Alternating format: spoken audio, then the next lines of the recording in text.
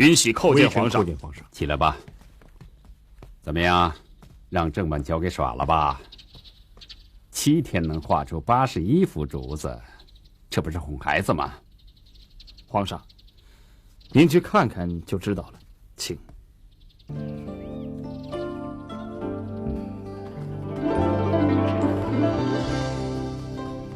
爹爹找小女有事啊？啊，郑板桥托他的画室朋友把你要的清风竹海图送来了。啊，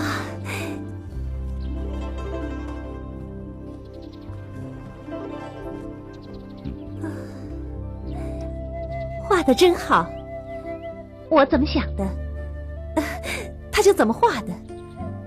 刚才扬州几位画师来府上匆匆的道别，他们交了画就回扬州去了。可是郑板桥却留在了碧云寺，据说惹了点麻烦。怎么了？他背后说金敏之的坏话，让慎亲王听到了。慎亲王虽说没有加罪于他，可他却要郑板桥7天之内画出81幅形态各异的竹子来。届时，慎亲王还要陪同皇上前往御览。我急也没有办法呀，看来这事儿，谁都帮不了他的忙啊。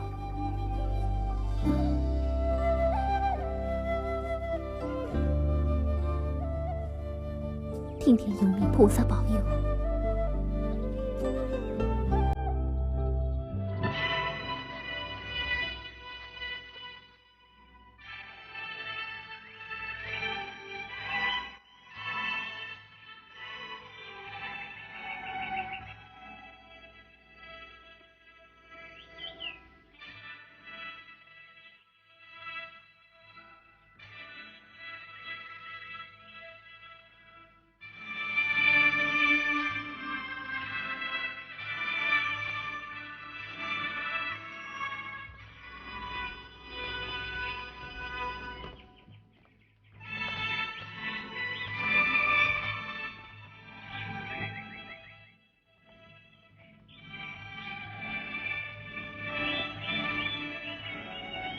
阿弥陀佛，阿弥陀佛。贫僧恭迎圣驾，佛事已经准备停当，皇上还是先行歇息，再入佛堂吧。不用休息，咱们到佛堂去吧。皇上请。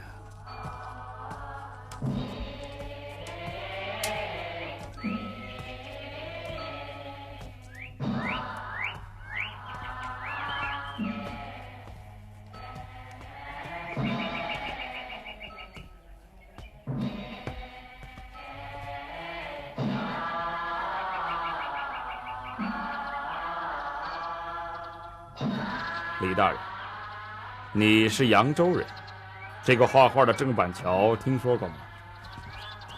回千岁爷，微臣离开扬州多年了，以前曾未听说，还是那天去琉璃厂见过。哦，皇上一会儿做完佛事，要去预览他郑板桥的字画，你先陪我去看看，他的字画到底怎么样？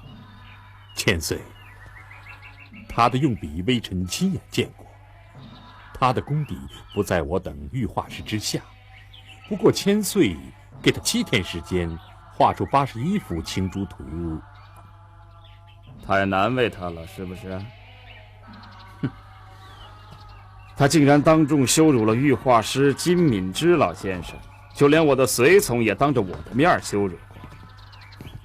我给他出点难题，这不为过吧？殿下，您只是听别人说的，微臣以为这里面有好多事说不清楚，何不找一个那天在场的老百姓问一问呢？李大人，您真是仁慈宽厚啊，怕我委屈了你的同乡？哪里啊，殿下到了啊！自殿下走后，郑板桥日夜操笔，不曾离开寺门半步。那他的画画好了吗？老衲不知，郑先生作画不许任何人进屋打扰。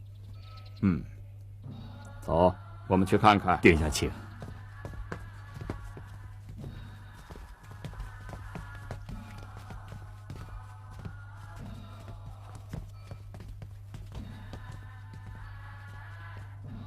郑施主，郑板桥。殿下请，殿下请。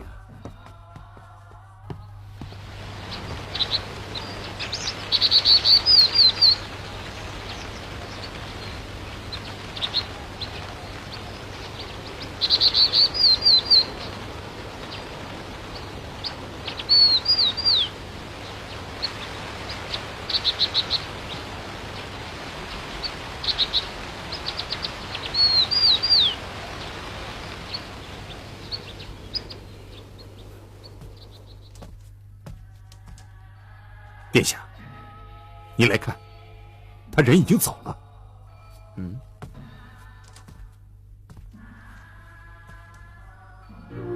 千岁殿下台见，草民郑板桥遵意作得青竹图81幅，献丑不公，期盼赐教，无奈盘缠所剩无几，只好失礼殿前恳请鉴佑。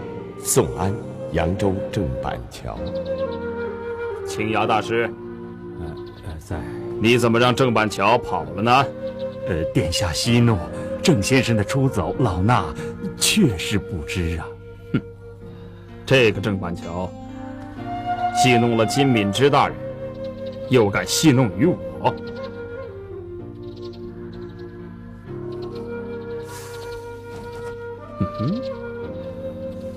殿下，怎么了？你看看这些画，你没发现吗？这些个画，除了他的画幅，一首题诗署名都没有。扬州的画派是讲究诗书画的，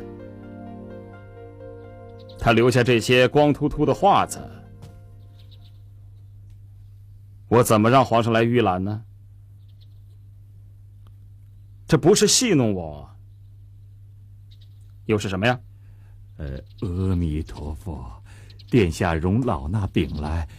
有天我与郑板桥谈诗，老衲拿出殿下的诗文给他看，他说殿下文采超重，神意非常。以此而论，郑板桥不留片字，想必是愧于诗文不如殿下吧。殿下，郑板桥留下了这些空白，足以说明他的诗文不敢与殿下一争高低呀。李大人也这么认为吗？是，微臣不敢妄言。李大人言之有理，由殿下为这些话题作诗句，那真正是珠联璧合呀。哦，此话怎讲？殿下，您看看这些画，我看板桥画竹可谓巧夺天工啊。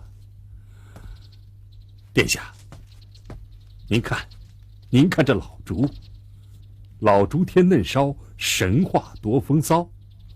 您再看这新竹，春风春雨正及时，喜见金黄发几枝，1、2、3枝竹，4、5、6片叶。这些画自然淡舒，清爽宜人，春夏秋冬各具神态，见画如见人呐，抒发的是作画人的心态情绪。李大人不会是要替郑板桥说情而为其中的吧？启禀殿下，这可是微臣的一片肺腑之言呢。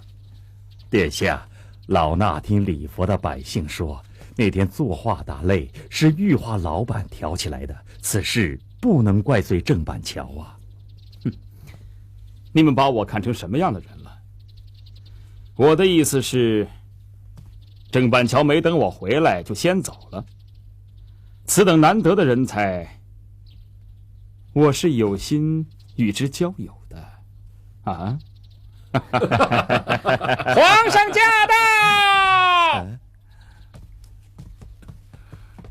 请。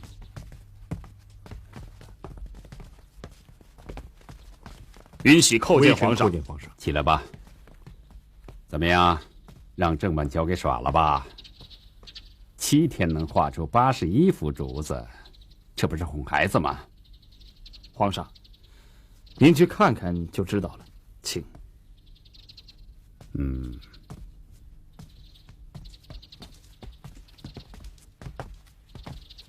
皇上请。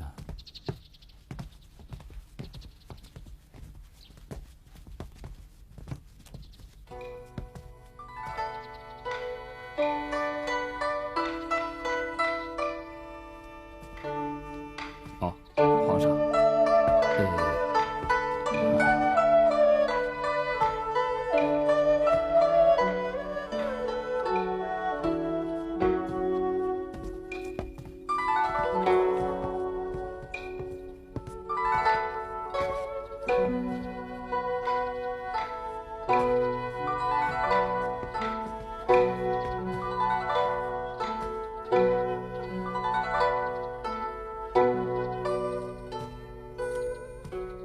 这些画哦，皇上，这些画全是郑板桥所作，真是出人意料啊！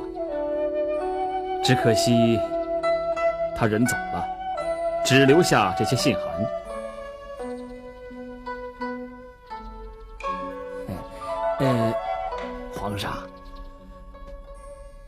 皇上要亲临御览，这是千岁殿下有言在先的。郑板桥他逃走了，这是有意的在戏弄皇上，以臣下之见，应当速速缉拿归案。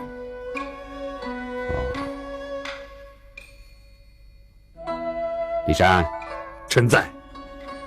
你以为呢？启禀皇上。金大人言之过矣。郑板桥这些字画，没有一幅是敷衍，可以说是情真意切之作，怎么能说是有意戏弄呢？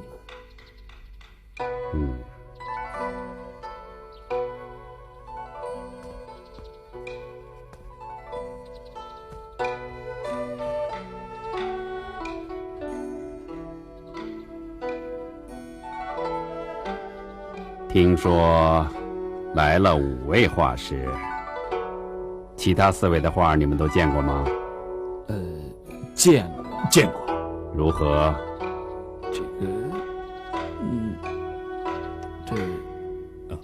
启禀皇上，以微臣之见，那几位和郑板桥相比，都不相上下。那4位，有的取山水，有的擅长花草，有个叫金农的，画人物颇有功底。哦。哎，李善，臣在。朕记得你好像也是扬州人吧？皇上真是好记性。微臣是扬州人。